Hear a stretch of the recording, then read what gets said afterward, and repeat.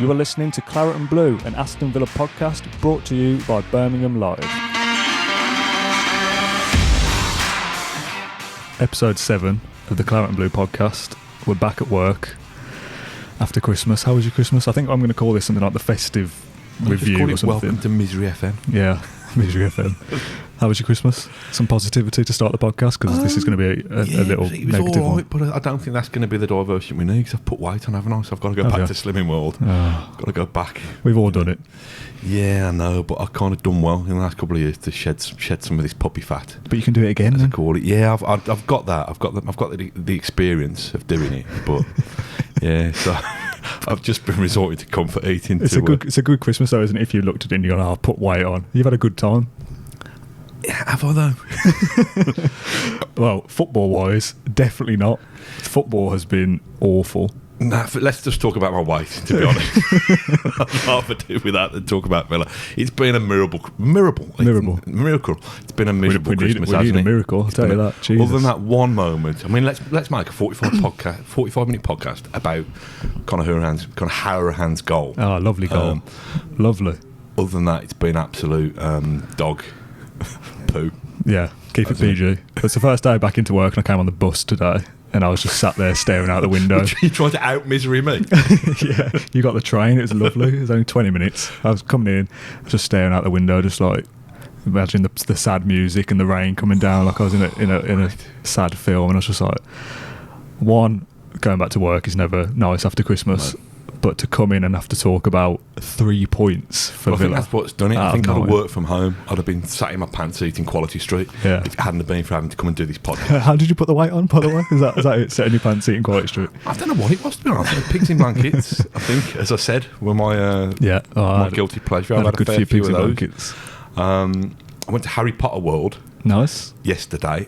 Have you ever tried butterbeer? Yes. It's minging. You don't like it? No, it's alright. Do you like it? Yeah, it's like, I can't describe it. It's like flat pop. It's like cream soda with loads of... Oh, mate, it's that disgusting. They've got a vat next to it where you can actually tip it away. It's cost £7. Wow. We'll get on to Villa again. Nah, forget it. I don't care. It's cost £7 for a tank. You can keep your own tankard. Yeah. Oh, mate, it was minging. I went to America a few years ago, and they've got it there, like the Harry Potter world, like in Disney. Yeah. What are people listening for at this point? You can buy it properly there. It's nice. Anyway, Aston Villa needs somebody with a magic wand to come and rescue them from this miserable Voldemort existence. What we're talking about, we're going to talk about Villa as a whole, because I'm not sure people are going to want us to digest minute by minute, misplaced pass by misplaced pass. Well, we'd be here all day, wouldn't we, if that was the case? By defensive laps. I started doing some notes last night at, I don't know, 11 o'clock or something, and then I wrote Dear Matt, I've had enough of working here. I cannot discuss this any longer.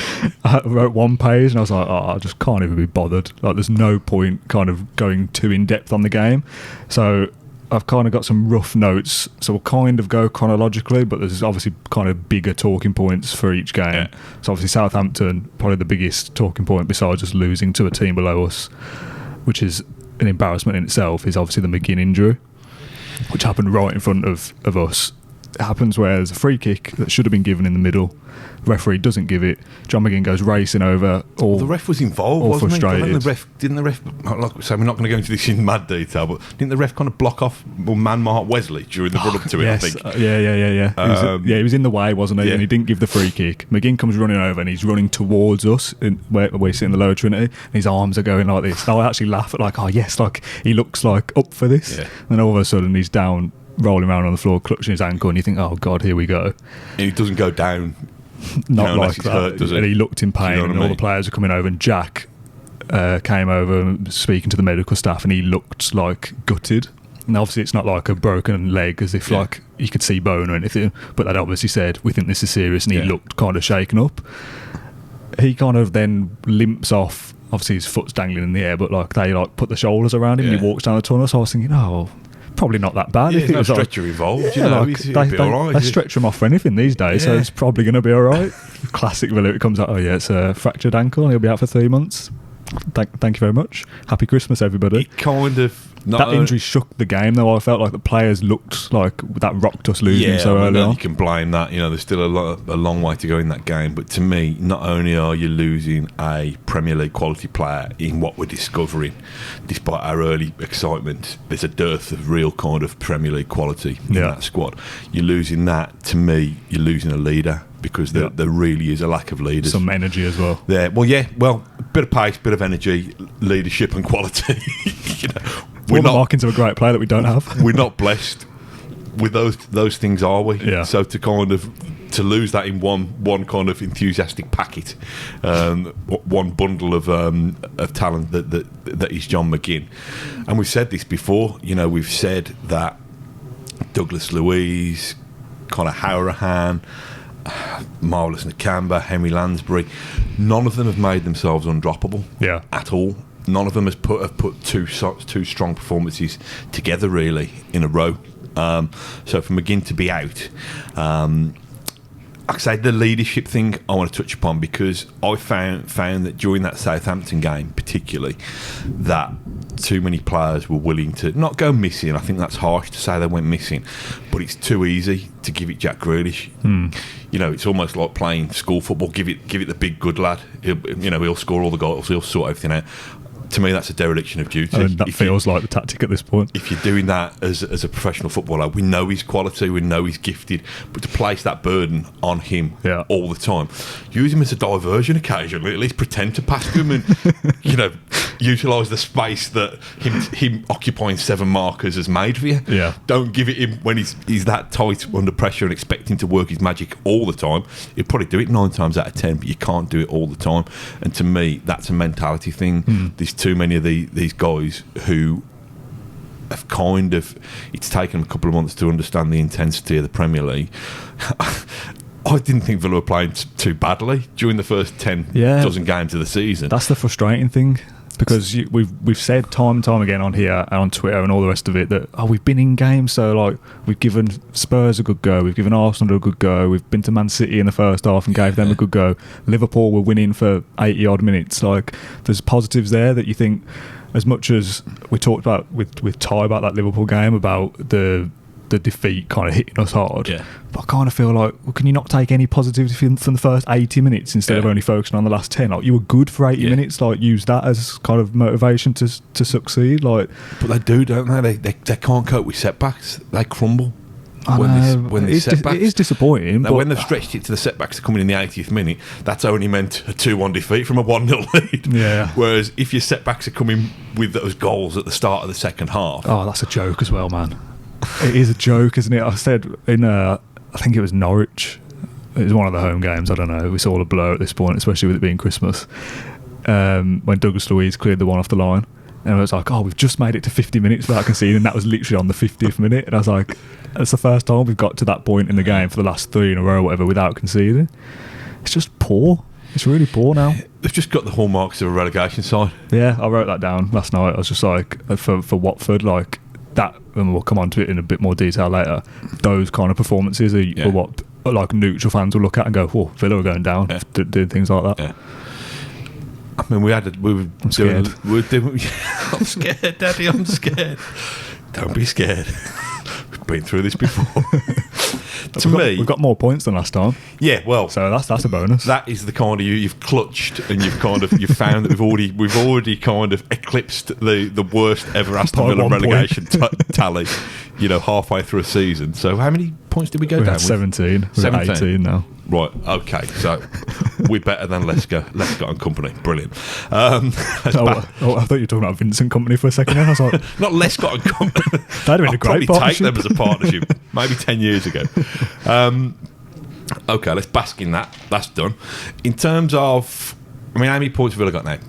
18 from 20 games. We've done a little bit of Rachel Riley maths and found out that if you that's not very good, is the analysis. If you extrapolate that over a 38 game season, that works out at 34.2 points. Now I think you should have points after the decimal place just to kind of set those differences. 34 points.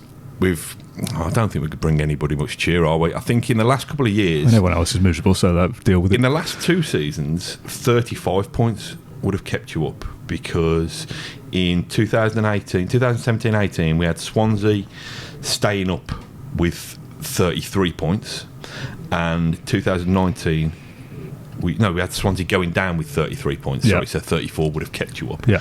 And last season we had Cardiff going down with 34 points, so 35 would have kept you up. I don't think the magic 40-point mark. I don't think 40 has been a thing. It's a target to aim to, isn't it? But yeah, it used to be the kind of threshold to reach. I think 37 is probably going to get you somewhere near. The fact that we're even talking about these kind of margins, these survival margins, at a time where we thought, I think Villa can finish 12 or 13. Suggests how it's kind of plunged. I know, because you look at that quickly and go like 40 points is the magic target, but 37 will probably be all right. That's a difference of one win between 37 and 40. Like, are we having to like narrow it down? One win, though? Just one win? Having to like narrow it down and be like, we're only one win away from not being good enough to stay up. Yeah. Like, it's so like tedious to have to look at it in that much detail and be that kind of downhearted that we need to even look at it, like you say, that you can't just sit back and go, we're already on sort of 28, 29 now and in the top half and we're basically almost there. But if you think about games when we were playing... Because we should be, really, because we've been in positions where... if you think about games where we're playing... What I would say... Listen, we weren't playing a brilliant Olay football, but we were playing reasonably well against Bournemouth at home. Should have got something from that game. Palace against Burnley at home, should have won that. Palace should have picked up at Arsenal. So these games where they've been competitive, but they're just too fragile. They've got such a soft underbelly, to be honest, which is great if you're a puppy, not so great.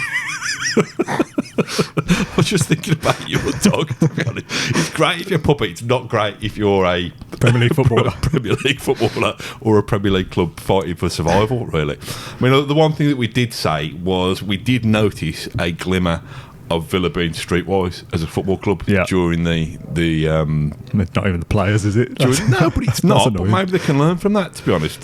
Yeah, so the Norwich game, the biggest highlight I took away, besides the 3 points and the goal, is we've talked about, you talked about it then, but we spoke about it last episode, and I've had several tweets saying like, a Villa kind of tough enough. We spoke about Dean Smith like applauding off the Sheffield United players or whatever it was, and those little things where you think, we are a bit of a soft touch. Like, I expect us to be a bit more ruthless than that, and we kind of saw that in the Norwich game with the ball boys. Now, I tweeted about it after the game.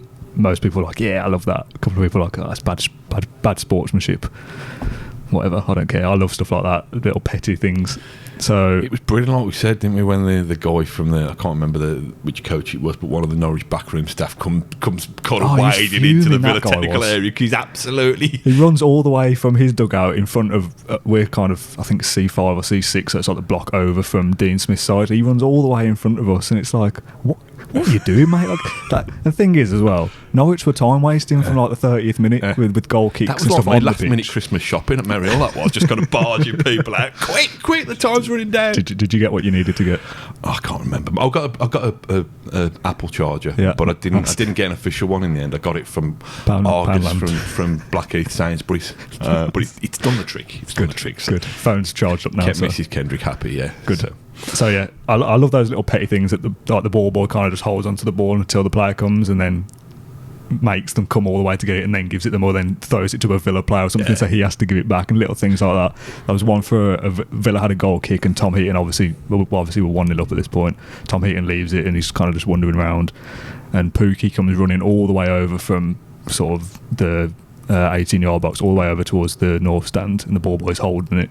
Pookie comes all the way over, and then the ball boy just rolls it past him to Tom Heaton, and Pookie just sort of looks around and like, what are you doing, mate?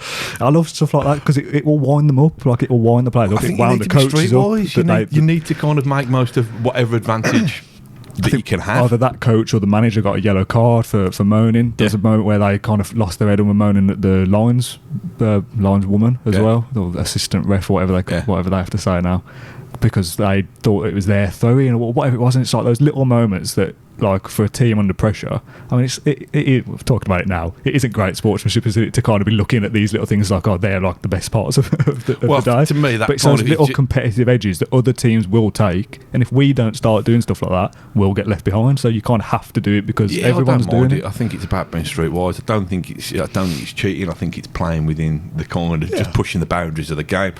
It does depress me that that ball boy retaining the ball at the moment could probably make it onto Villa's end of season highlights DVD. I find it grim that we're clutching to that level. Yeah, no, but equally, that's what we've been left with. We're a bit bereft at the moment. We need to kind of find little bits, little glimmers. There was a moment where, again, the guy in front of us, when I think it was when the Norwich guy ran past to get it and the ball boy gave it to Elmo or whoever it was, and Smith kind of looked back at him and like gave him a little smile. It's just like it just gave our players probably a little bit of a boost. It's like, like this is our place, like we can do what we want in our own stadium, and they were clearly getting wound up by it, and that will translate onto the pitch. The players will just feel frustrated, and if you can gain that little edge from a ball boy, you have to take that, I think. Exactly, because it's getting that home crowd going. And it's been hard. Villa Park, I thought for the first... How many games I played at home now? Let's say it's 10 games at home. I thought the atmosphere was brilliant. I mean, I'm going back to the kind of balmy summer now when we turned up on a Friday night against Everton in, short sleeves, and the place is rocking. And it's almost as if... And I know it's a mutual thing. Yeah. You feed the players, players feed you, but it's almost as if the Villa Park crowd have kind of almost going through their lull. And I'm part of that crowd. Yeah, I'm not standing on my feet, kind of starting chants. So, take responsibility as well. But it's, like I say, little moments like that, little moments like the ball boy annoying the opposition lifts the crowd, and we've got to kind of put together any little piece of the jigsaw that are going to get Villa out of this real...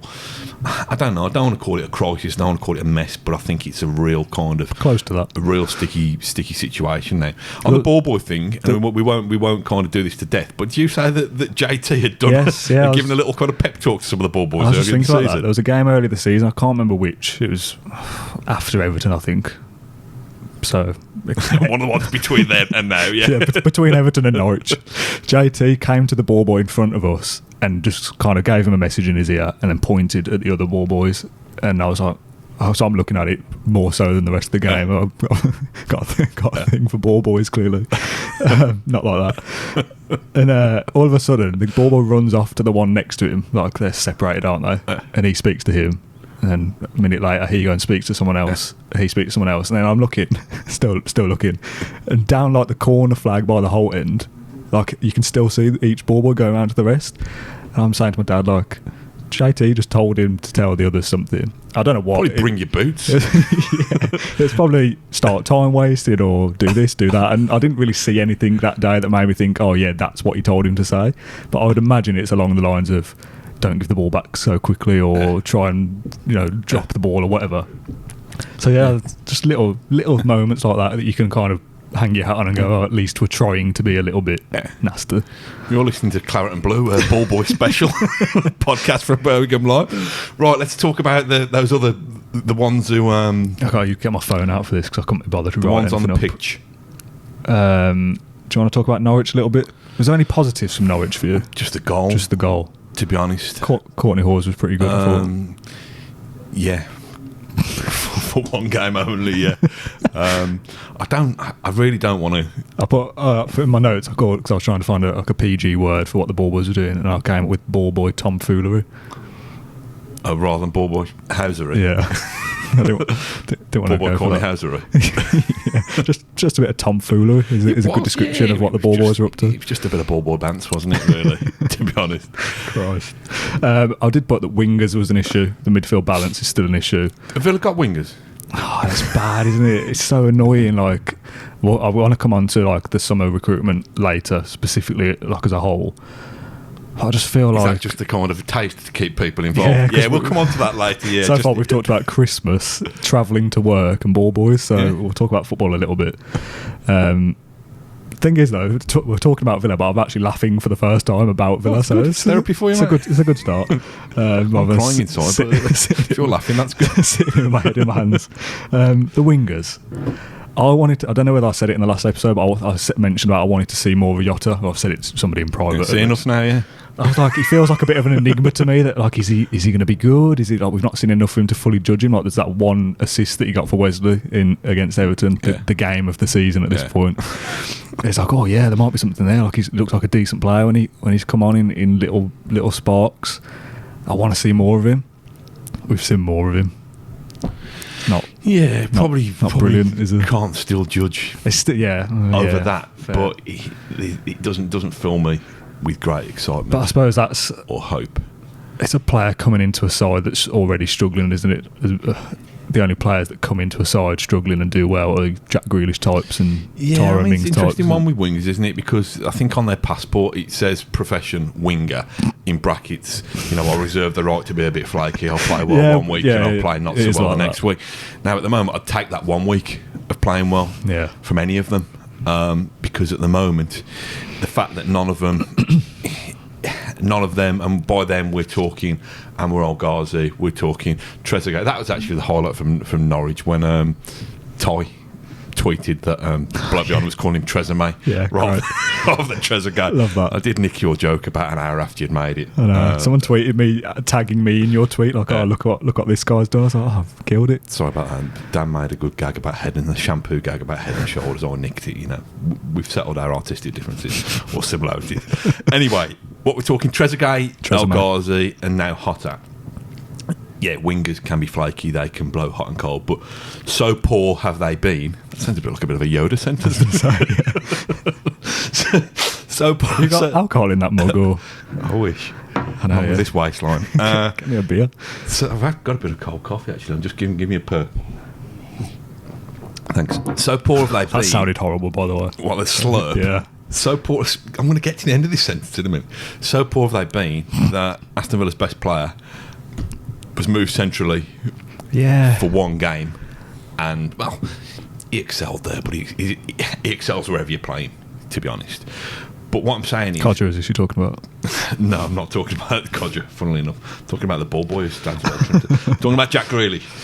So poor have they been that Jack Grealish is having to be... That should be the title for this episode. So poor have they been. I might do that, actually. So poor have they been. No. I've lost my train of thought. I'll just talk about Jack out wide, because Ty said we're playing him out wide because we're... This is Ty Bracey, not Tyrone Mings. Yeah. I mean, he might be saying it as well, to be fair. He's playing left wing, or out on the left, because the other alternatives aren't great, and that gives us an extra man in midfield, Harahan or Louise or whoever. I understood that. That made sense to me. Jack was being productive on the left wing. He's got his best goal-scoring season ever. I think 5 goals and 5 assists or whatever it is. I don't even care at this point. He's very good. We all know that. But that's now what playing Jack left wing makes up for poor wingers. But Jack playing left wing means we control the game less because he's not central to everything. If we want to have him on the ball at all times, and it's just get the ball to Jack Grealish and let him do his thing, all the focus of play is narrowed down to one area of the pitch now, rather than him being central and allowed to kind of float around middle, left or right. It's all just pump it long down to the left side, and he'll either cut in and score a goal, or he'll have to play someone in, and it's all just focused in a little corner of the pitch. I understood playing him out there as a way of not playing one of the wingers if they were poor, but now we're controlling games less. Jack has to play centrally, especially with McGinn out now. Like for Watford, he's back out on the left after being good against Norwich, and Lansbury's playing in the middle. Like, wasn't the beauty of Are you expecting Lansbury to create I'm not trying to dig him out specifically, but I am also at the same time. Are you expecting him to be as good in the middle as Jack Grealish is? For Lansbury, you could have put any of Villa to the central midfield. Yeah, exactly. To me, the beauty of when Dean Smith first put Jack Grealish out there was he got this partnership with Matt Targett, and Matt Targett was getting forward, overlapping, kind of making decoy runs to allow Jack to come inside. Matt Targett has gone backwards for me, so you're not even getting the beauty of that. Can I propose? I don't know. It's radical thinking. It's probably bloke in the pub tactics, which is what people come to us for. To be honest, get that on an iTunes review. Is there any scope for Gilbert playing as a winger and El Mohammadi continuing at right back, or is that just? I'm reaching out here at the minute. I feel like that's a Steve Bruce thing. I don't like players playing out of position. There's just a general rule. Like even Jack as a left winger, he's not a left winger, is he? I'm not a massive fan of that. Trying to shoehorn players in. I thought Elmo was decent against Norwich. Might have even possibly been Southampton. I don't know. All the games roll into one. It must have been Norwich, I guess, because we won. I kept a clean sheet that day. We played poor against Norwich, really. I don't know. I thought Elmo was good at one point, at some point in his Villa career. I thought, yeah, he's all right there. I don't know. I feel like with the wingers not being great, like chopping and changing them and dropping them isn't going to fix that, is it? Because if you've got the alternative is Jack left wing and Gilbert right wing, just give Trezeguet and Elmo a run, El Ghazi a run in the game. Just give them 6 games in a row. You're our left winger, you're our right winger. You've got to deliver, because this is your chance to prove why you should be playing, why we shouldn't be replacing you in January. It's a difficult position out wide, isn't it? Because if you put a great ball in and Wesley mistimes the header, that's not your fault as the winger if the ball was good. So there's little things that we kind of look at and go, oh, they've underperformed there, they've not delivered. But if they're not being supported by the rest of the team, it's just a vicious cycle, isn't it? Everyone kind of needs the rest of the team to do well for them to be good. Apart from Jack, that stands out on his own, the midfield can look a bit shaky if the other midfielders aren't playing well. Yeah. So you can kind of go, Douglas Luiz wasn't very good. Yeah, but the players around him weren't very good either. So who do you want to dig out? Courtney Hawes wasn't very good. Yeah, but was his left back any good either? Like they all kind of need to join in together, don't they? So I don't know. I just feel like maybe we're not. And I wasn't one of these people that like, we're going to finish top half. But I thought, this team should be good enough to be all right in the Premier League. I'm kind of looking at it now, thinking, maybe we're just not as good as I thought we were. Because the start of the season, when we were saying about we're being in games, is that kind of average players overperforming because we're new to the league and we're all up for it, or was it? What's the alternative? Was it like average players overperforming, or are they actually decent players and now they're underperforming for whatever reason?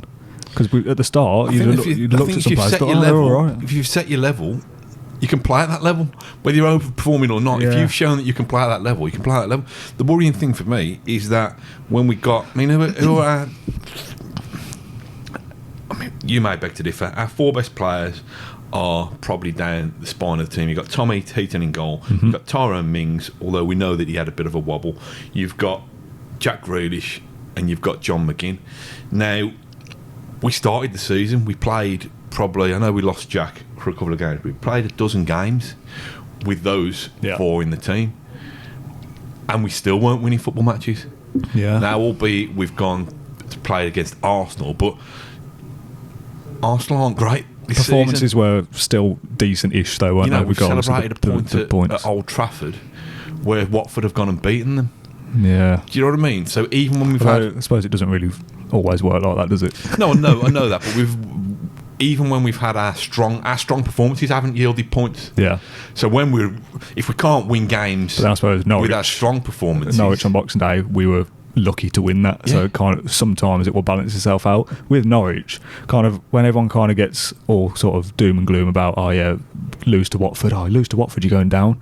Like I always kind of think, well, with Norwich specifically, they got a point against Tottenham after losing to us. Like you'd be thinking, oh God, we're in real trouble losing to Villa. And then they go and get a point and could have probably won against Tottenham.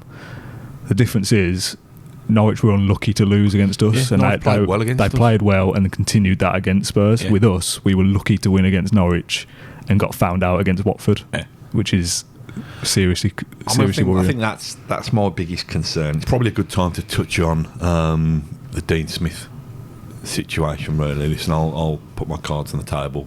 I'm Team Dino. Yeah, so am I. I can't see. I don't. People say, would it be different if he wasn't a Villa fan? No. I think to me it's more the fact that I think we've got to keep faith with the bloke who's delivered Premier League football in the first time against the odds. And I think we were saying before the cameras and the mics started rolling. Do mics roll? Before they started purring and whizzing, that Villa finished 5th in the Championship last season. And we're lucky to get that far. So... Well, not lucky, but you know what I mean. They're now... Nobody likes 18th in the Premier League. Nobody likes it. It feels horrible, but it is still, in the grand scheme of things, a higher position than 5th in the Championship. Factually correct. And that wouldn't have happened if Dean Smith hadn't picked up the pieces of a Steve Bruce reign that was kind of, careering out of control and brought some organisation. We know there's a 10-game winning run. We know Jack Grealish discovered the magic in his boots.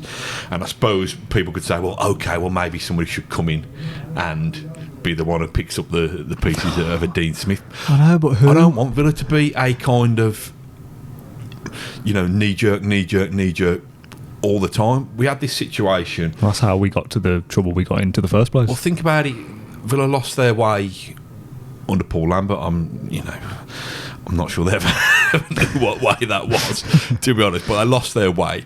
Tim Sherwood came in, delivered that short, sharp shock. Yeah. But that just kind of paved the way for further chaos. To me, and I know I'm going to be at odds with a growing section of the fan base now. I'd rather get relegated with Dean Smith and trust Dean Smith to come back up. Now, I'm not the one who's in charge of the purse strings at Aston Villa. Christian Purslow, Nassif Sawiris and Wes Edens think, well, that might be okay to you, Matt, but we're not quite prepared to take a £120 million gamble. We need to be in the Premier League at all costs, having got there. And listen, people have made changes and it's worked. I remember when Nigel Adkins left Southampton and people were like, oh no, this bloke has kind of, he knows what he's doing. What have you made that change for? And then Pochettino was born as the kind of the new Mourinho, the new Fergie or whatever. So listen, I know that I don't think you can say that there's nobody better out there who could do a better job. But equally, I think Villa got their manager appointment bang on last time. Does that mean that they're brilliant at picking managers? Does that mean that they've used their luck up? I don't know. But to me, I think we've got to try and trust Dean Smith to find a way out of this. Yeah. I think the growing frustration is that he doesn't seem to have been as tactically flexible as we would have liked him to have been. He's a good coach, though, isn't he? He's good on the training ground. He's good. Before he came to us, and I've not watched much of Brentford, obviously, but I would have looked at him and gone, yeah, he's a good coach. Like he knows how to set a team up.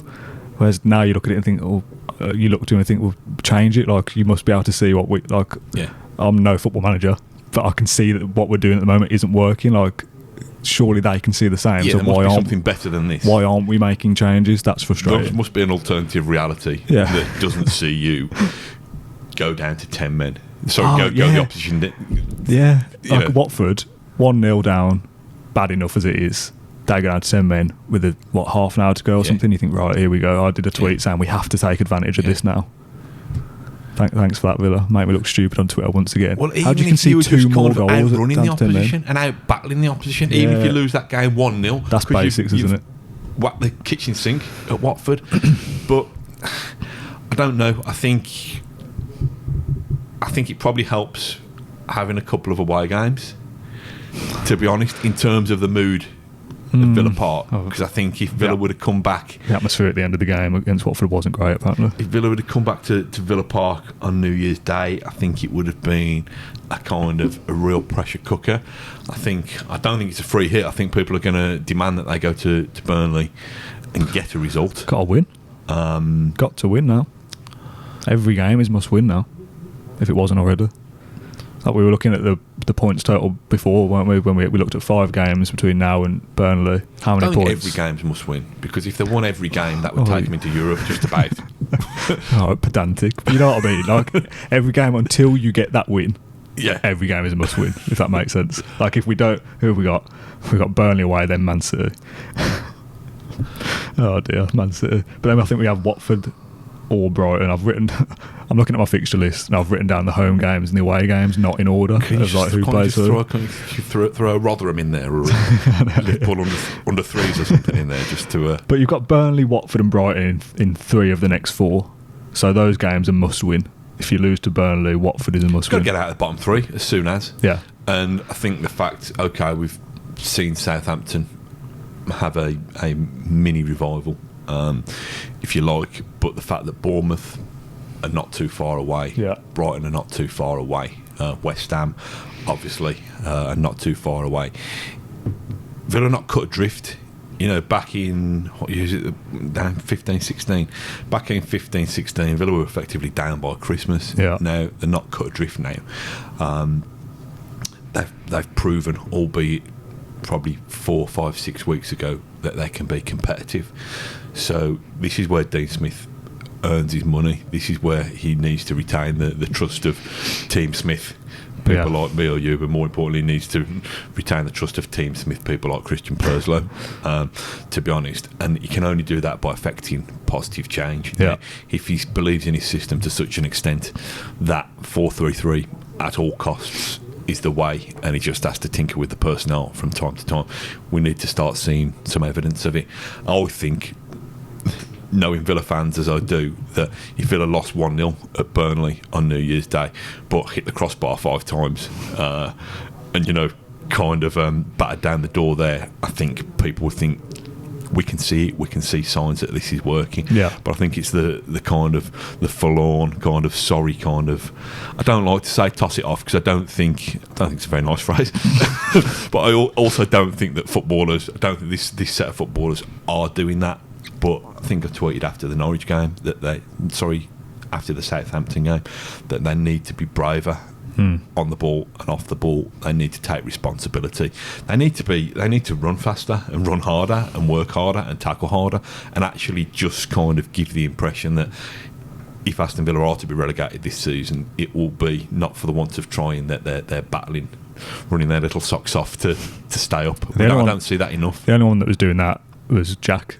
He was the furthest forward, I think, against Norwich, and he was the one closing people down, and he kind of looks back at who's with me, guys, and there's no one there. And it's like I would feel like if I was him, and when he's frustrated, and you can see it on the pitch. I told you about it before, the Matt Target one, when he's got time to play the ball out along the floor to Jack, who's in space, and he just boots it straight up the pitch, and Jack kind of throws his arms around and goes mental. When you see that frustration, I feel that as well, because we know that he knows what it means as a Villa fan, and when you can tell how frustrated he is with his own teammates, it almost makes it worse for the crowd. It's not just a random captain who's came and joined in the summer and he's frustrated with his teammates. Like, he gets why it's so annoying. So, I saw someone saying that like he's kind of thrown his teammates under the bus with something like that, because he's kind of going to everyone, that was awful. Like, I don't think he has. I remember him doing that. That to Albert Adoma in the playoff semi-final at the Hawthorns. So it's just having standards. He's Villa captain now. He has to get. He's head and shoulders, to come back to a lovely shampoo pun from earlier, above the rest of the players. Yeah, without a doubt, he's head and shoulders above. Above Trezeguet. Definitely above Trezeguet. He's one of the best players in the league, right? So he's clearly the best player at Aston Villa. He said after the game against Norwich, like, him and Connor did an interview with Amazon. I was going to say BT for a minute, with Amazon, and he said something like, "Oh, you should see us in training. Like, we're great in training." Like, I know that's a different level, but like, if we're good in training and then we come onto the pitch, I mean, we were great in our dress rehearsal before we did this. The first run of this was excellent. I'm not sure about this one, but that's frustrating as a player. Like, if he can see that these are good players. And then, listen, he's not saying to Matt Target, he's not taking his frustration out of Matt Target because Matt Target hasn't made a jinking run, dropped the shoulder and played a lovely reverse ball into Wesley. He doesn't expect players to be him, but he expects them to do the basics. And to me, you can't play a pressing game with one person. Yeah, exactly. You can't even do that in doubles badminton. You've got to have two people who are forcing the net.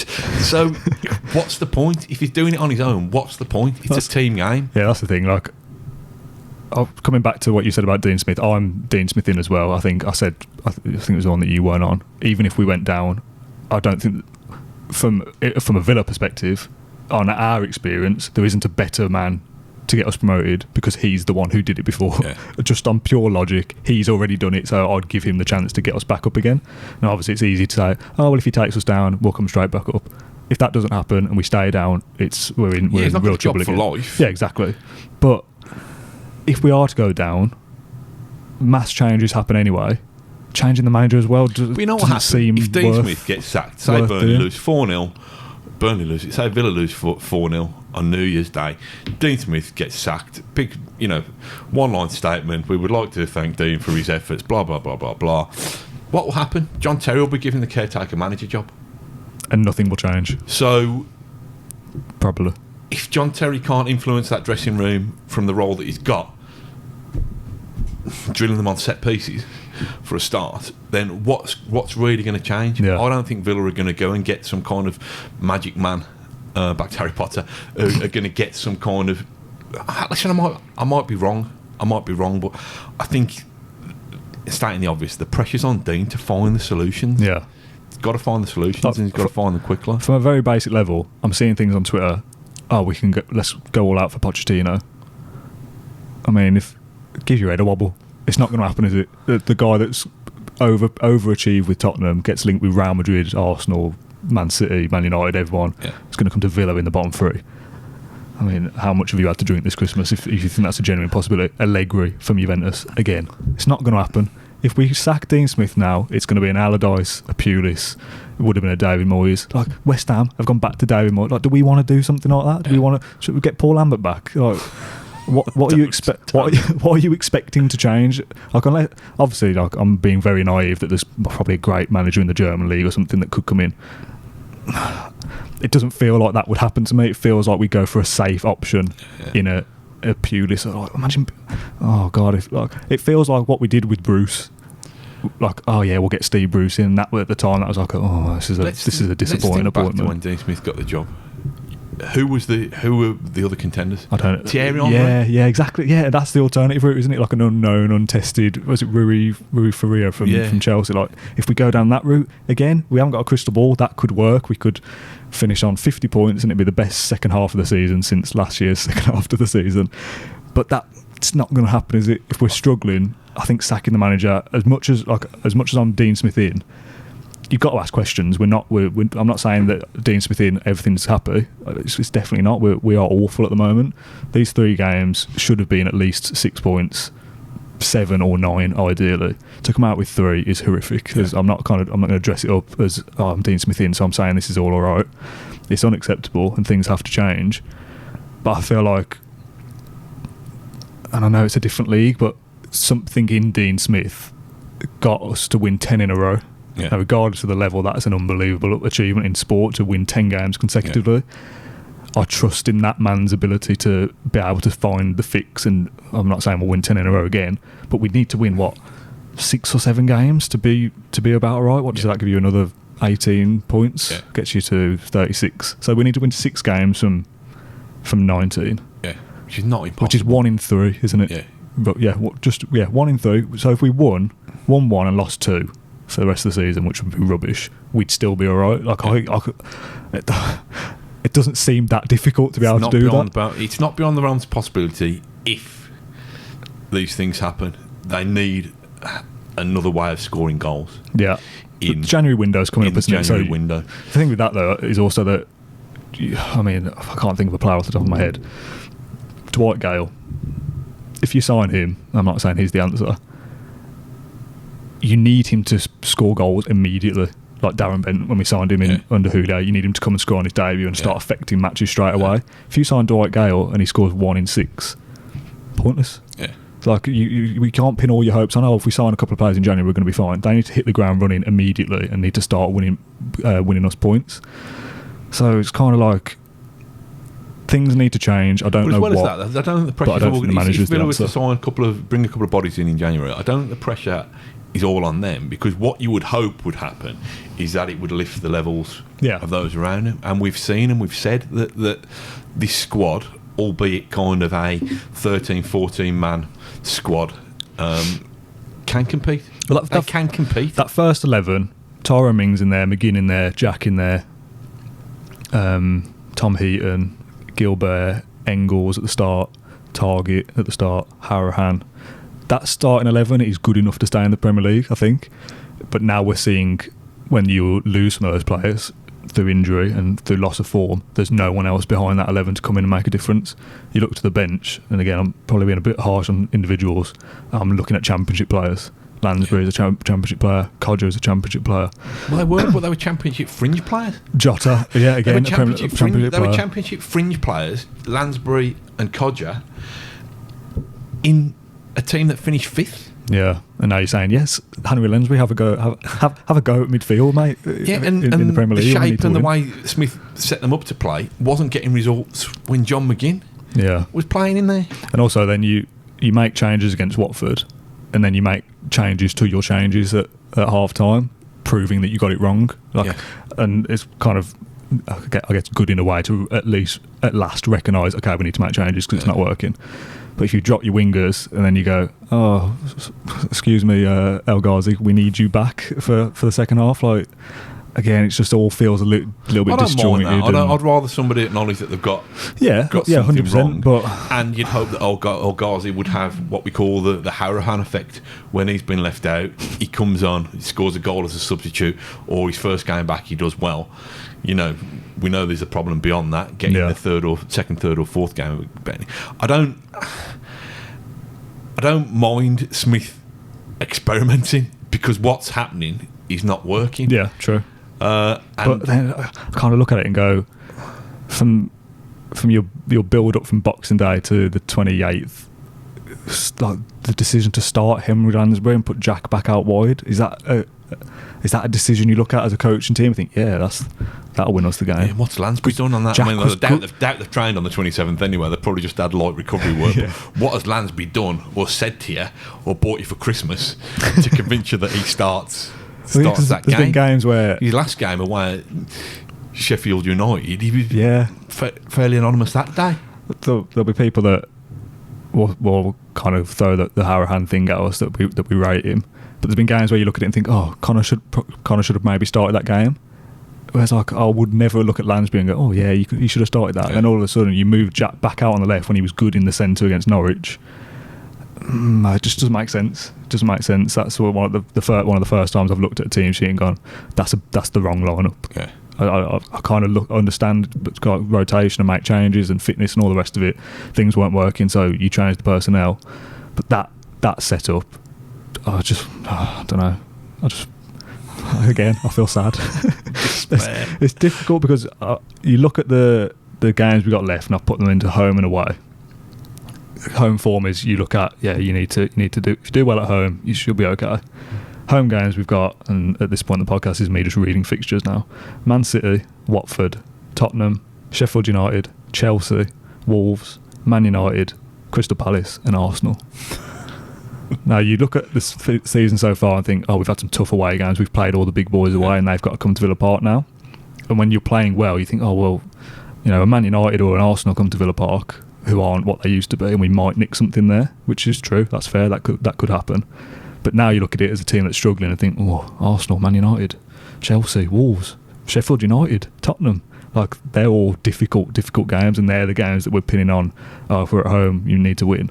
So I look at that, I say there's 3 games out of those 9 that are potentially winnable: Watford, Sheffield United, just because they're overachieving if they have a bad day, like maybe, and Crystal Palace.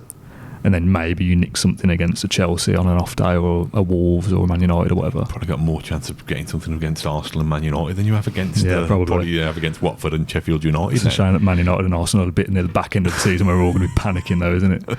Away games: Burnley, Brighton, Bournemouth, Southampton are the next 4. I know they're away and they're difficult, but all 4 of those I've marked down as their games you could be picking up points from. Leicester, Newcastle, Liverpool, Everton, and then West Ham. Newcastle and West Ham are 2 more. So I'd say there is 1, 2, 3, 4, 5, 6, 7, 8, 9 games out of 18 where you could get something. Villa won an away game this season. Yes. I don't know who, but yes. I'm pretty sure we've won at least 1 away game, and I need to find that out. Phone while I film. Can you do some filler? What I was going to say, and we'll come back. I'm sure we've won away. We must have won away. Come back to the points targets. We should know this in a bit. There's an interesting report in the Daily Mail, Mail Online, the day about the wage bills, and although Villa had this kind of big spree, Norwich. Of course, yeah. Just the 5-1, don't you remember? People just screaming at the whatever they listen to this or watch this on. That's the only one though, isn't it? Man United away was a draw. Yeah, you can't count that as a win, you know. No, just as a positive. Yeah, 1 away win. I mean, the the away form's been terrible, but we've got to play the easier games in air quotes for those that are listening. Yeah, from the list that you read out, you see there'd be more potential to win the games on the road than they would at home. But they're so flaky, they're so spineless.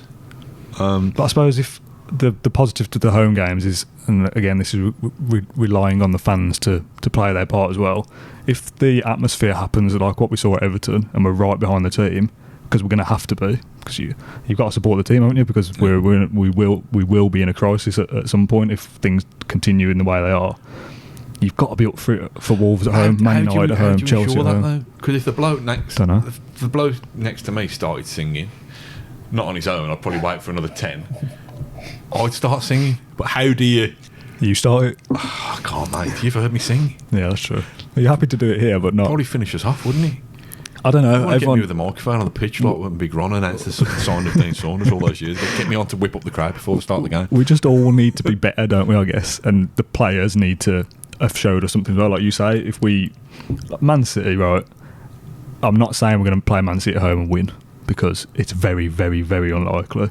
But if we go to Burnley and win, and we play really well, you've got to be coming back to Villa Park well up for it and hoping that... If we go to Burnley and lose, we've still got to be well up for it. Yeah, true. Haven't we? But it's easier. I don't know how that. It's easier for that 40,000. It's easier for that 40,000 to be positive if we've just won, though. Is what I'm saying. But yeah, Watford at home, Sheffield United at home, and Palace at home. That's got to be 9 points. Yeah. So that takes you up to mid-20s. There's 3 or 4 away games there that you've got to be winning. And then if you nick points against a Chelsea or a Leicester or a Liverpool or whoever, that sees you enough. Like, if we need 6 wins out of 19, just let's win the next 6 and be done with it, to be honest. Oh, that'd be lovely. Do it that way. I mean, we could win 4 out of the next 6. Burnley, Watford, Brighton and Bournemouth. That's the thing, isn't it? Like, it's easy to win 4 of the next aerial duels out the next 6. I want back to win 4 of the next set pieces out the next 6, to be honest. It's so disappointing that there was a stat. We've had 4 shots on target in the last 2 games. Burnley have had 4 shots on target in the last 3. So that's going to be a thriller, minute. Be an absolute goal fest at Burnley. I mean, it'll probably be that Burnley win 2 or 3-0, won't it? That's what usually happens with that. But that's got 0-0 written all over it on New Year's Day. Probably take that now. Well, yeah, we need all we can get. Can we send the Burnley lads on a night out for New Year's Eve or something and make sure they don't get home early or whatever? Send our ball-boys up there in the game. Yeah. I was touching on we said we were going to talk about the summer recruitment, weren't we? Touching on, there was an interesting report about the comparative wage bills of the Premier League teams, and there's a suggestion that Villa, there's only 5 clubs in the Premier League whose wages are lower, who pay less than Villa this season on average. Those teams are Sheffield United, Norwich, Brighton, Burnley and Bournemouth. So if we're taking that as an accurate barometer, and I've got no reason not to trust the figures from the guy Nick Harris, who's quite clued up in these matters, Villa were still below par, but not as below par as you'd imagine. It's almost because Villa spent £140 million on new signings last summer that Villa have put together this super duper Premier League squad who should be in the top 8, 9 or 10. That's not the case. Judging by what they're paying their players, they should be in the lower echelons of the division. Now everybody could say, well, Sheffield United pay a lot less than Villa, and they're still, they're the exception. They're a freak. They're the exception that proves the rule. I think it's probably been we've been guilty of getting carried away. I know Ash has been very complimentary of a lot of the Villa players. I'm not just digging Ash out because he's not here to defend himself. But looking back now on that spending spree in the summer and knowing what these players are being paid compared to their Premier League peers, maybe we were all guilty of getting a little bit carried away. Maybe Villa, you get what you pay for. They've signed 12 players, roughly averages out at £10 million a player, £10 million a player, and 40,000 pounds per week probably doesn't buy you that much of a Premier League player. nowadays. Now, the thing that Villa probably become, and I use the term success very, very loosely, Villa have probably become a victim of their success early in the season when they were competitive, because we know what they're capable of. Yeah. Now, whether that was adrenaline, confidence, the excitement of stepping up to the Premier League, I don't know. Probably a bit of everything though. Those players have somehow got to find that performance level and more at a time where confidence is, falling through the floor, really. Yeah, I think it's, from the outside looking in, you'd say Villa have spent X amount of money. They bought 12 players. They've got a good side there, is what you'd say. They've signed players. They're going to work with that.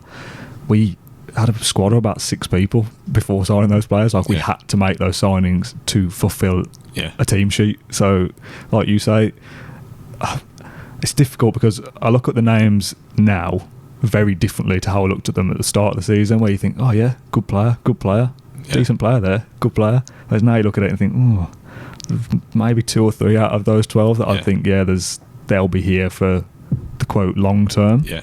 Whether that's 2 seasons or whatever. The rest I'm looking at thinking they're probably going to be on the fringes until their contract runs out at some point. I think to me it's back to that. And maybe they're not as good as we thought. If you want a player who's got Premier League experience and yet he's still mobile enough and energetic enough to play in the Premier League, you're going to pay a premium for them, and they couldn't do that. So the most experienced player, with the exception of Tom Heaton, the most experienced Premier League player is Jack Grealish. Yeah, he's 24, and I think there probably is the talent in that group of a Premier League squad, but is there the leadership? Is there the nous? We've talked about them being streetwise. We've talked about them dealing with setbacks. I think that's where they're lacking, and that's where you can't lack. I mean, this is what happened the year that Villa got relegated. But they had senior players in that dressing room that time. They had Jolene Lescott. They had Mika Richards, but they just weren't very good. Senior players, they weren't very good role models. Now, it's a bit of a cliche, but kind of they've got to try and find, in the face of adversity, they've got to try and shape leaders now. The evidence of my eyes suggests that's not a great plan so far. Yeah. Oh, I'm depressed now looking at that list. So let me get my list of the 12 players that we signed. If I get it the right way around, and we're going to do a very basic. Turn it upside down, mate. Better. No, they're in no particular order. Just from I did it from memory of who did we sign. So we'll do a very basic kind of hit or miss, not like a rating out of 10 because that's too specific and I can't be bothered. Just like a good signing or bad signing or kind of indifferent. Can't we have like a red, amber, green? That's confusing as well, though, isn't it? Yeah, but we can give them all ambers then, can't we? Sit on the fence and we don't hang anybody out to dry. Just say don't know if you don't know. Okay. Don't know. Tom Heaton. Yeah, he's a hit, isn't he? He's a hit. So I'm going to put a tick. I think personality-wise as well. Yes, yeah, 100%. Good in interviews and stuff like that. Seems to be a good leader. I'm not really asked about him in interviews, but I'm more asked about him communicating on the pitch. That's the only way we get to see. He seems like a grown-up. Because he is. He's 30-something, isn't he? He's a man. What do you expect? Okay. Man or no man? Man. So we've done hit or miss, but I've gone with a tick. So it's probably tick or cross. Okay. Freddie Gilbert signed in January, but we didn't see him till the summer. Yeah, I like him. I think he's one of the best. He seems to have the kind of spirit. I would put half a tick. I think there's potential there that he looks a good player. But Tyrone Mings, hit. Yeah. Easy. I agree, yeah. Ezri Konsa, again, I think potential. I think he's decent, but not. Yeah, I'd like to see him play in the Premier League alongside Mings a few more times. Yeah. Courtney Hawes, bought in as a backup player for a couple of million. I mean, I think you've nailed it there. I think a lot of these, you'd think they'd be decent. They'd be decent in the 18 squad, but now we're having to rely on playing Mings, Konsa and Hawes as a two. They'd be decent squad players, but when you put them on the pitch, I don't mind them on the bench. Doing warm-ups and that, yeah, they're good at that, but we don't want to play them. It's kind of hit or miss, or kind of in the middle, isn't Half it? Tick. Yeah, Hawes is kind of in the middle, I'd say. I put a dash. I don't know what we're trying to achieve here. But I just kind of want to assess the summer recruitments and what we think. Engels. Now, 10 games in, I said, hit. 7 million, good player, great player, in fact, almost. And when Shane Long goes past him and the sloth gifts are coming out, you start to worry. I think Engels is a good player, and I think he'll prove over time to be a good Premier League player. Because that was the partnership, wasn't it? Mingers and Engels, they look great together. But he's your, I don't know, I'm just trying to think of an example. He's almost your kind of Ernie to Mings' Eric. He's not the lead man in the partnership. Yeah. So when you ask him to be the lead man in the partnership and the responsibility's all on him, he seems to have creaked a little bit. I suppose if you've started off playing with someone as good as Tyrone Mings and then all of a sudden he's not there, that is a loss to anyone, regardless of how good Engels is or not. So I think there's 4 central defenders there, and Mings is the one that you go, yes, definitely. The other 3 are kind of like, let's just juggle between them all and we'll see what happens, kind of thing. It's not in the same order, but keep the defensive ones first. Matt Target. It's an interesting one, isn't I'd say that's a miss. Because we've paid good money for him as well. And I thought, come up through the Southampton Academy, probably a decent player in there. Would you rather have him in your team than Neil Taylor? Yes. Yes. Does that necessarily mean that he's a brilliant Premier League left back? That just means I don't want Neil Taylor in the team. No. I think he's obviously better going forward than defensively. That's obvious, but he's not brilliant going forward either. He's 4 out of 10, isn't he? He's average at best, and we paid good money for an average left back. Yep. So I'd say that's a miss as a transfer. I just think your fullbacks can kind of set the tone sometimes. Listen, you don't need them to fly into kind of stupid tackles and to be dishing out leg breakers left, right, and centre. But it's a kind of, I don't know. It's just a kind of, I do like a snarling fullback who's playing at full pelt all the time. Yeah. Who's kind of, we spoke about ball boys. Let's return to ball boys. Who's kind of getting the when we're in possession, getting the ball boys to get the ball quicker. Really kind of playing at that tempo. And I just think if he's played like he's feeling his way in, which he is, but 6 months into the Premier League season, you can't feel your way in anymore. Yeah. Douglas Luiz. I like the goal line clearance. Yeah, I liked his goal. Did goals. Like that. Yeah, but besides that, again, he's just like a noise. He's too casual, isn't he? I think he's obviously come from the league, hasn't he? And he's trained with Man City, and I would expect that because of that, he wants time on the ball to do his thing. I think if he gets time on the ball, he would do his thing, and you think, good player there. Yeah. But because he doesn't have that time, when I think of him, it's probably foolish to think of a negative for him just for the sake of it. Like that back heel or that little turn against Bournemouth, or whatever it is, like little moments like that. I think, you're not quite cut out for streetwise for that. Streetwise, it's been knowing when to play and when not to play. But then he scores a great goal. But even now, I think he's tempted too much into shooting by people shouting for him to shoot. I think it influences his judgment. Again, 15 million. If Pep rates him, the players, the manager is playing him. They clearly see something there. Listen, he's capable of playing in the Premier League, but he's a kid. He needs to kind of he's only 20 or 21, isn't he? Like I say, I'm probably sound like the old fart that I am, but he needs to be kind of more grisly and more snarly and more. Yeah. He needs to hurt more. Defeats need to hurt more. I'm not convinced that they are. They're not convinced they're hurting enough people on the pitch as much as they're hurting the people on the terraces at the moment. Yeah, that's fair. I'd say unsure on Luiz. Potential to be a good signing if he sticks around, but I've not seen enough to make me go, he's amazing, but also not to be like, he's awful.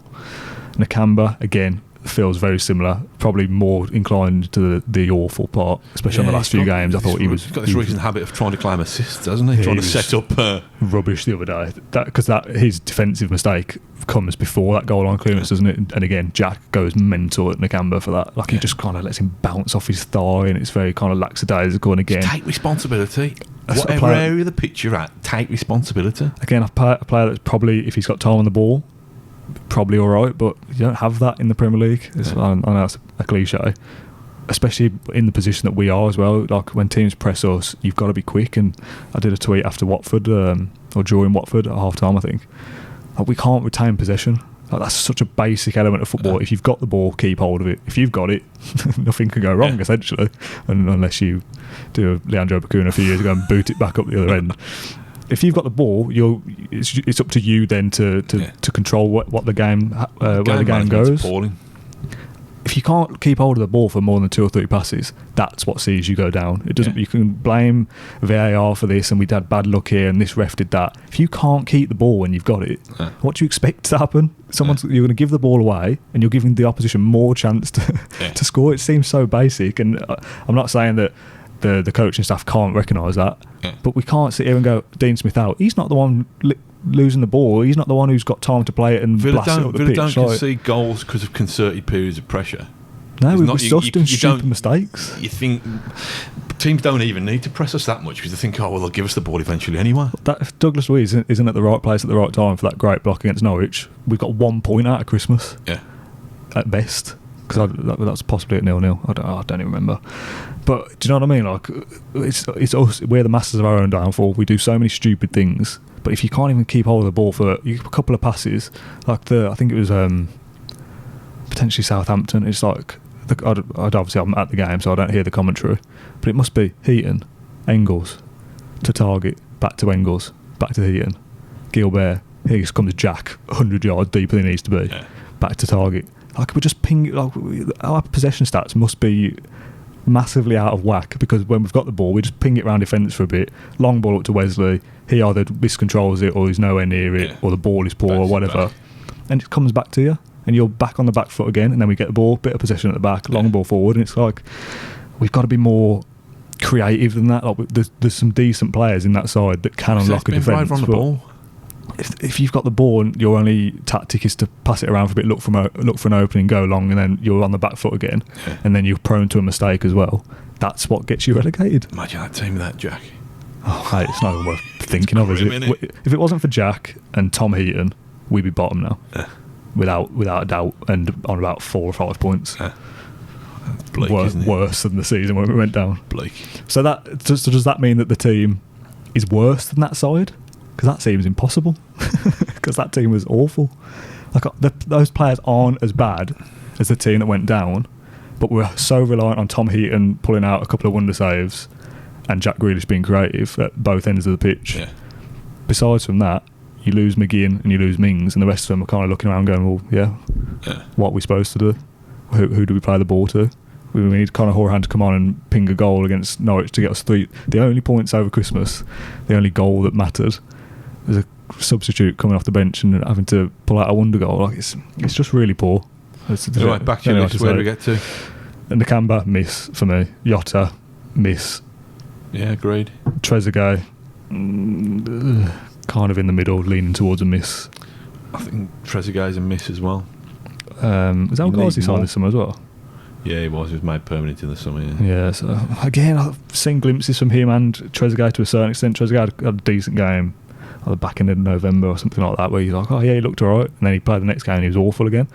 So there's little glimpses from the wingers, which, like we said, you can kind of blow hot and cold and kind of allow that a little bit for the money we spent, and they're the only wingers you've got to play. It's like, are they good enough to be starting in the Premier League every week? Happen, haven't they? Probably if Jack's not making things happen, they've got to make things happen, and they're not doing it enough.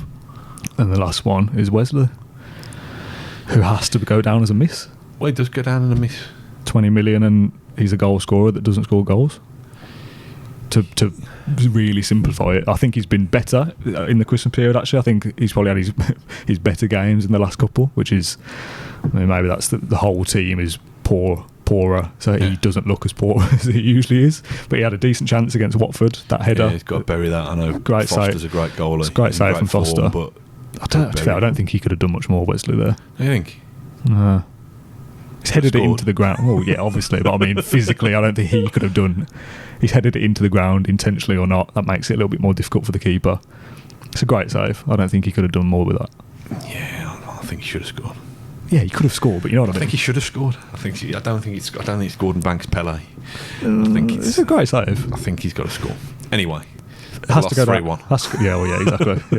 yeah. Or 4-1. It'd probably rolled Watford. Has to go down as a miss just because he needs to be on around 8 or 9 goals this season at this point in the season to be worthy of. Like he's played a lot of games. Like he should have scored more goals. He's had chances to score more goals and either not taken them or been unlucky or whatever. But then you look at the sub bench and go, his understudy is Jonathan Codger. Like, what's he going to do again to dig out another one personally? So yeah, it's just all a bit of a mess because you looked at those players at the start of the season and thought, oh yeah, might be some decent players there. To prove people wrong, and they're not as good as I. If they want to prove themselves as Premier League players, their best chance of doing it is by staying in the Premier League at Aston Villa. Yeah, because it was interesting the team that went down several seasons ago, Amavi, Idrissa Gueye, Veretout, have all kind of reinvented and re-established themselves. Yeah, I'm not saying that the players that we've just gone through won't re-establish themselves in the Premier League, but they're not going to get a better chance of Premier League football than this. Yeah.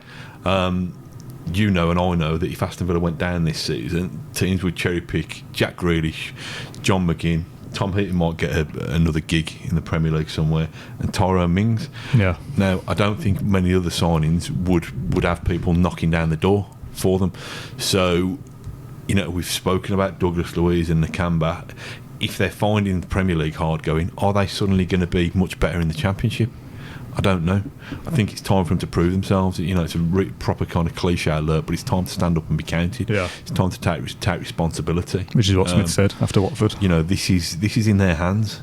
This is in the hands of Dean Smith, John Terry, Richard O'Kelly, and the squad of players that they've assembled. And we've established that they had to buy certain players. They were shopping in a certain market because 140 million, ridiculous as it sounds, only goes so far. But now, to me, and again, it probably is kind of barroom tactician. It's about spirit, and it's about endeavour. It's about feeling defeats as hard as the fans feel defeats. And but surely, if they start to show that, surely if Jack is your captain, he feels it. So can he not get that feeling across to the rest of the team as captain? Is that not his? I do feel it, but they've just got to show it. He looks gutted after a defeat. He was lying on the pitch after probably Southampton, I assume, like head on his hands, and you kind of look at him as a fan and think, I know what you're feeling, and it's got to be difficult for him because we can't affect it, especially you and me. We can't get on there and affect it, even at a ball level, too old for it. We've got to start the chance, haven't we? I know we're on different layers of the Trinity, but I'll shout to you. Put me on speakerphone. I'll have a look up and say, you've started one, I'll try one. Jack can affect it, and this isn't Jack's not trying hard enough. He's the only one that can, and Tom Heaton, who can hold their head up high and go, yeah, he is giving it his best. He's an excellent player, but you can't rely on him as a one-man team, just keep us in the Premier League. It's impossible for him to do it all on his own, as much as he's going to try to do it. It must be frustrating that he can physically help Aston Villa win football matches, but can't because the other 10 players or the other 8 or 9 players around him aren't as good as him. Yeah. That must be frustrating. That when we did our Grealish special the other day, which has gone down very well, by the way, people say like he has to move to a better team at some point because he's too good to be in the bottom 3 with Aston Villa. As much as I love him and I would never want him to leave, I kind of feel sorry for him that he has to go through that with us. Without touting Jack again, we've got him for 5 months. Let's find the best way of enjoy him staying in the Premier League and keeping him. Just as a slight aside, and I think we're probably nearly done in a second. I might be wrong. I can see a central defensive pairing of Tyrone Mings and James Chester at Burnley. I can't. Can you not? No. I thought Chester was alright against the Liverpool kids. He's played 70-odd, 80 minutes, didn't he, I think, and was okay. Don't know. I don't think he's done. I don't think he'll play in the Premier League. You don't? No. I think that was a different intensity level in that cup game to what would be required in a relegation battle. As much as I love Chester and he's a leader on the pitch. That's what I'm getting at, to be honest. I'm getting at kind of men. If Mings comes back on the same game, that's his role to be the leader. Yeah. You don't need, as much as you can never have enough kind of leadership, you don't need both of them, I think. Chester playing on the wing? Might as well just stick him left back or something at this point. So I saw people saying Hawes should move to left back if Mings comes back instead of Target, which I wouldn't be. It's not the worst majorly against. But again, it's players playing out of position that I don't like. No, I don't think Chester will play in the Premier League at all this season. I could be wrong. I think you've got 3 other centre-backs there who are the future of whether we stay up or stay down. Stay up or go down, whereas Chester's contract's running out. He's had this serious injury. I think I'm just kind of, like I say, I'm just clutching get some kind of for a positive, get some experience and some leadership in there. I want to. We will wrap this up now. I want to end with a kind of song. No, definitely not. A kind of, I suppose, theory is the only word I can think of. That's potentially going to make me look silly. I'm going to try and explain it to you. I spoke to it with somebody the other day. In 2016, when we went down, we knew by Christmas, this is probably the year. Like, we've been flirting with relegation for 2 or 3 seasons at least, always around 17th, dropping in, coming out, and disappeared on the plug hole. And you know that it's going to come one day. So it's kind of, as much as it hurt going down, and it felt like the worst thing ever when it happened. We knew it was coming. That definitely that season, and in the seasons before, we knew at some point that was going to happen. This team, under Dean Smith, John Terry, and the Jack there, all these players, Mings, Heaton, etc. This team wasn't meant to go down, if that makes sense. Yeah. Like, this was supposed to be the beginning of something new. Yeah. And I feel like I thought, we'll go down. It won't get worse than that. And it was a bit like the Plough final when we lost that. It was like, this is the worst feeling. Like, if we lost the Plough final again, it won't be as bad because we've already experienced it. If we went down this year, it will be 100 times worse than the last time for me, because it wasn't supposed to happen. Like, if you're talking like a fate, we weren't supposed to go up though, were we? No, well, yeah, but because it was a miracle to get here, and we've kept hold of Jack in the Championship. He's captain. He's heading into his prime. It's the best season he's ever had. We spent all this money. We've got these great characters in Mings and McGinn and people like that. We've got a Villa fan as manager. We've got this feel-good factor about the club. Like, this is the beginning of something new now. It's football, though, isn't it? This is the start. So this is the start of us claiming our place back in the Premier League. Like, this team was the only way I can describe it is from like a destiny point of view. As much as I don't really believe in that, this team wasn't meant to be relegated. Do you know what I mean? Like, we got any Disney music or anything like that? We can't because of copyright. But we're supposed to be better than that now. I felt like that was all in the past. Like, not that we'll never get relegated. Premier League, ever again. I think you're right. I think that it would hit so much harder now because this team is better than going down. Whereas last time those players were awful. Last time the kind of chop it and change mentality had gone. We thought that we got a manager who was going to be given space to build a legacy. You know what I mean? We thought that football's such a disposable game. I know, it just doesn't feel right, does it? Like, you look at that somebody's retweeted the lineup from when we played Watford in the Premier League last time. It was like Bakuna, Toner, people like that. Lescott, Richards, Gestead, all these players, and you look at that and you go, Jesus, like, how we weren't officially relegated in like September, I don't know. But that team, you look at that and go, it's absolutely no surprise they went down. Like, the club was rotten at that point, and it was going to happen. Whereas now you get your new owners in, and you spend all this money. If we go up, we'll start redeveloping Villa Park. Like, all of those plans are halted if we go down. Jack's gone, McGinn's gone, Heaton's gone, Mings has gone. We'll get all our money back, and we'll be all right financially probably. But we ruin everything that we're supposed to be building. So going down this year, which I still don't think will happen. I think 5 or 6 wins out of 19 isn't impossible. I still think we'll be alright. Welling up there.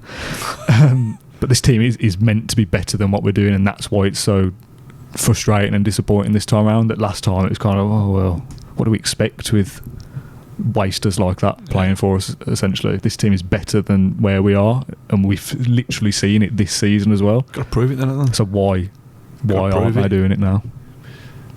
They've got 19 games to save the season. Because it's disaster zone if we go down again this time. 18. 18. You're one less.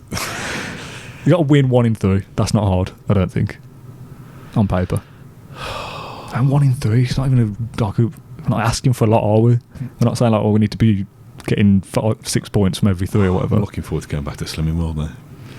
So depressed. I'm going to be eating dry rye beaters and rice cakes. Coming into work specifically for this, just to have a cry about Villa.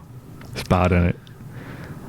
Thing is, I suppose It is like a little bit of a therapy, isn't it? I tweeted that. Like it's a little bit of a therapy session to go over it. Like we've had 3 pretty grim games in a week there. It's nice to kind of fucking take a deep breath now. Like a weight off my shoulders. Do you know what I mean? I don't feel any better though, do you? A little halfway through, I was like, yeah, I've had a laugh. Now I feel depressed again at the state of the future of the football club if we get relegated. That ball thing was fun though, wasn't it? Yeah, that was good while it lasted. Maybe we'll just go back to that. What was the title I was going to say for this? What did you say, that Yoda phrase? Poor they have been or something? So poor we have been or something like that. I'll have to go back and list it. So poor have we been? Yeah, it's nice to discover the title before we need to upload it later. We'll have that as a title. So we'll come to an end on our longest podcast yet. Oh, is it really? About an hour 20. Oh my God, sorry about that. Sorry.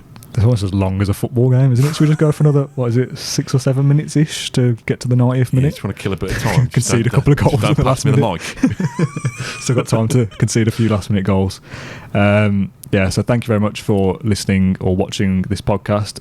If you've enjoyed it, you're an insane person like the rest of us. You're a sadomasochist. Yeah, you enjoy other people's misery.